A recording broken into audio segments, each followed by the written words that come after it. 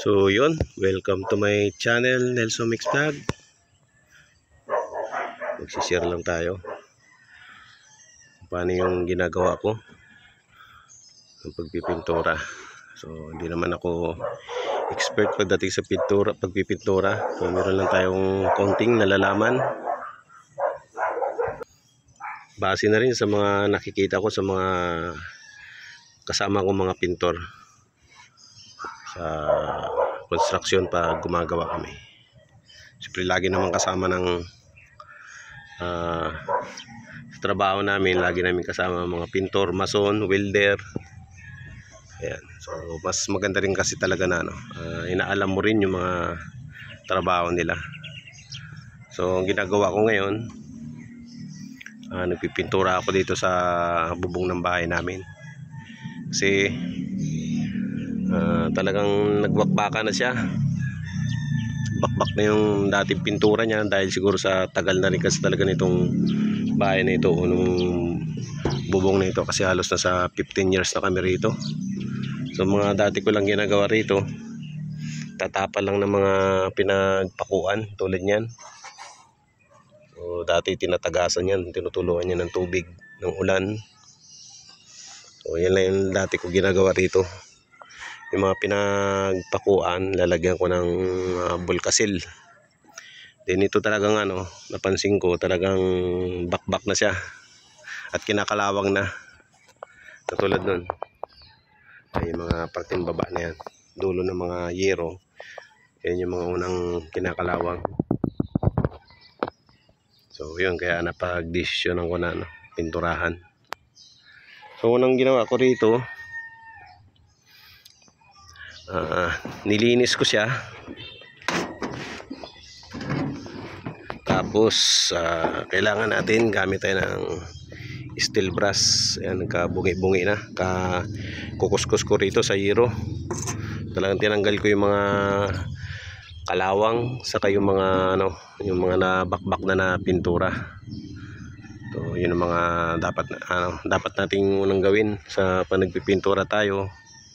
Bakal man yan, simento o yero, kahoy, kailangan nililinis talaga natin bago natin apply ng pintura. Then ginawan ko muna siyang nag-primer muna ako gamit itong red oxide. Ayan, dalawang lata ako nito. Yan siya na yung red na yan. Yung nakaraang yung nag-live ako, yan yung ina-apply ko rito. Din ito na yung pang finishing niya, pang final crop guard. Yan yung niya. So yan, pang talaga ito, pang yero. Ayan, saka tinanong ko rin yan dun sa sa hardware, yung talagang mga pintura, kung paano yung mas magandang pang-apply sa sa yero. So, yan naman yung inano niya sa akin. Yan yung binigay niya sa akin. Subok naman daw yan kasi halos mga bumibili sa kanya pagdating sa mga pipintura ng bubong. Yan yung halos mabinta sa kanya.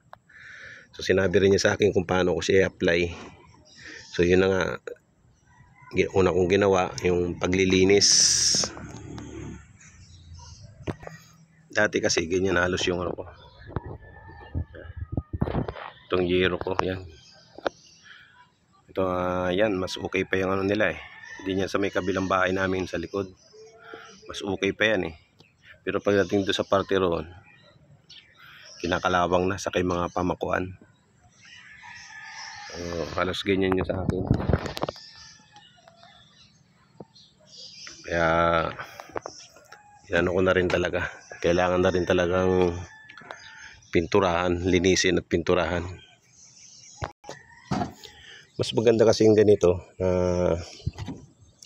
naaalagaan din natin o nami-maintenance din natin yung mga sa loob ng bahay natin, para iwas din yung mabibigla ka na lang na nasisira na, nabubulok na. So sa ka mag re-repair, magpapalit, so mas malaking gastos. So ito kasi, itong Giro, magandang klase naman itong Giro. O kaya mo namang ikaw na yung gumawa, alagaan mo na lang yearly, maglinis kung kailangan pinturahan, lalo na yung mga pamakuan. Yan naman kasi yung laging pinag-uumpisa ng tulo, mga pamakuan, lalo na sa mga gilid, sa mga gutter. So yung mga gutter yan, yung mga gutter, ayun yung mga nasa gilid ng wall natin, sa mga pader natin sa loob ng bahay. Yan yung unang ginagapangan ng tulo, lalo pag ulan. So ang lakas talaga, wala namang imposible sa sa ulan. Kaya yung gutter ko na yan, halos nakailang palit na ako niyan. Din halos na yan, kadtad na ng yan, ng bulkasil yung mga gilid. Minsan mapapansin mo rin pag yung maulan, yung wool mo, yung pader mo, so nagmo-moist. So yung ulan nagsisiim sa sa simento. So yan ang kadalasan mga sakit ng mga bahay natin. Tulad dito sa kabilang bahay na dito sa amin. So pinis na yung likod niyan, yung gilid. Pero malakas pa rin yung pag malakas ang ulan, nagkakaroon ng moist doon sa loob. Basa yung wool nila, nagbabakbak yung pintura sa wool nila. So ang ginawa niya, yung gilid ng wool niya, yung likod, saka itong gilid na to, yan, ang ginawa, pinalagyan niya ng metal sheet, flat sheet. Yan, flat sheet yan. Flat sheet ang ginawa dyan, para pag umulan, diretso yung tubig sa sa baba, hindi siya kakapit sa pader, na para magiging nagiging sani ng pag-moist doon sa loob ng bahay. Kasi nai-stuck nasisiman ng ulan yung pader.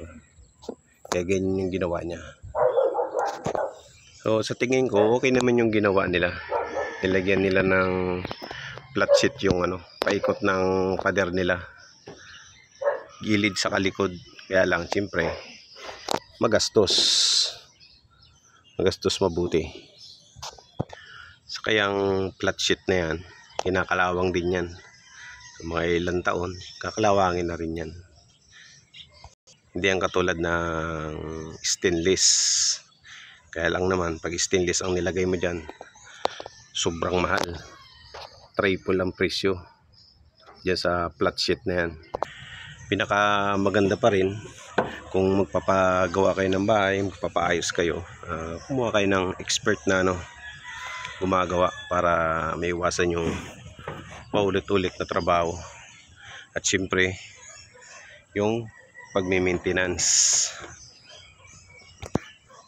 Kahirap yung magastos, paulit-ulit ng gastos, paulit-ulit ng repair. So yun lang guys, masasabi ko. So kailangan pag ipapaayos tayo ng mga bubong natin, so kailangan kumuha tayo ng talagang marunong sa pagpipintura. Siyempre yung mga bibili nating mga at siyempre yung bibili nating materialis, like itong pintura, ay yung naangkop, yung tama talaga na gamit sa mga yero, para hindi naman masayang yung gastos natin, na baka yung mabili natin pintura after 1 year, 2 years, bakbak na. So ikis yun. So yun guys, hanggang dito na lang aking video. Sana nagustuhan nyo. Maraming salamat sa panonood ng aking mga video. Ang ganda ng panahon, mukhang pinagbigyan talaga ako ngayon. 9 ng umaga. bago siguro mag alas 12 matapos ko ito. Then second coating na lang baka bukas o susunod na mga araw. So mas maganda kasi 24 hours yung hindi second coating para kapit na kapit talaga. Kasi papatungan ko pa ng isa yan after na pasadahan ko ng isa ngayon. So yun lang yung lagi natin tatandaan kapag magpipintura tayo. Laging linisin muna natin. So nandun namin sa may pintura kung ano yung mga procedure na dapat natin gawin bago tayo mag-apply. So yun, bye bye.